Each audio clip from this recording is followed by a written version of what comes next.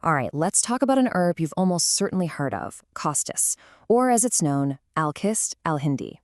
I mean, this thing has a legendary reputation in traditional medicine. It's pitched as a cure for, well, for just about everything. But whenever you hear claims that big, you've got to ask, right?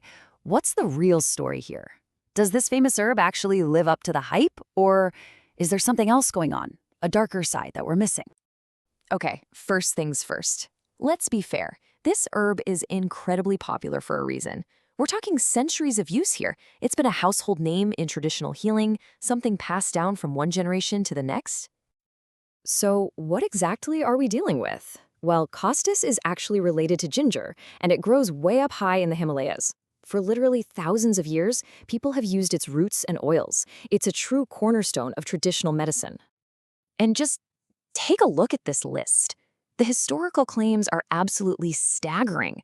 I mean, it was the go-to remedy for everything from the common cold and stomach problems to regulating menstrual cycles, arthritis, even according to alternative medicine, serious liver and kidney diseases.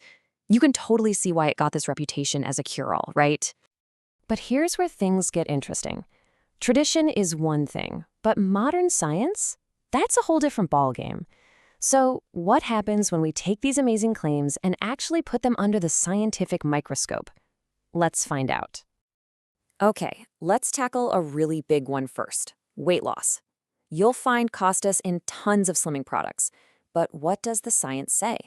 Well, the medical community is pretty much in agreement here. There is just no solid proof that it helps with weight loss. Period. All right, how about thyroid issues? A lot of people believe it can help balance both hypo and hyperthyroidism.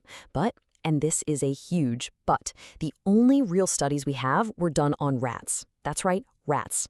So there is zero confirmation it works for people, and it should never be used as a substitute for medication prescribed by your doctor. And here's another huge one, PCOS and fertility. Costus is promoted all over the place as a treatment. But when you ask medical experts, they're very clear on this. There is simply no scientific evidence to support this claim. So up to this point, we've seen a lot of claims that just don't hold up. But the story doesn't stop with it might not work. No, it actually gets a lot more serious. We really need to talk about the hidden dangers here. See, the biggest risk with Costus isn't that it's ineffective. The real problem, the thing you really need to worry about, is what might be hiding inside it. A hidden and potentially very dangerous contaminant. It's a compound called aristologic acid, and it can sometimes contaminate Costus products. Now, this isn't some minor issue. The World Health Organization itself has classified the stuff as a known carcinogen, meaning it causes cancer in humans, and it's known to cause severe kidney damage. And look, this isn't just some theoretical danger we're talking about. This has had devastating, real-world consequences. Let me tell you about a case that really brought this whole problem into the spotlight. So back in 1991 in Belgium, doctors started noticing this strange spike in kidney failure cases. They couldn't figure it out at first, but there was one common thread. All the patients were women, and they all went to the same weight loss clinic. When investigators dug deeper, they found the source. They were all taking an herbal supplement, one that contained Costus, contaminated with that very same aristologic acid. It was directly linked to their kidney failure, and for some, even cancer.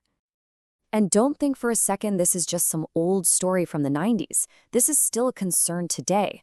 Just recently, a woman told a well-known cardiologist, Dr. Khalid El-Nimr, that she was getting headaches and heart palpitations after using Costus. His advice was direct and urgent. He said, stop it immediately and see a doctor.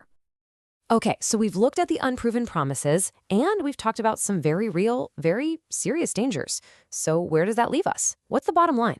How do you make sure you stay safe? All right, here are the absolute must-know safety warnings. First off, it's considered unsafe if you're pregnant or breastfeeding.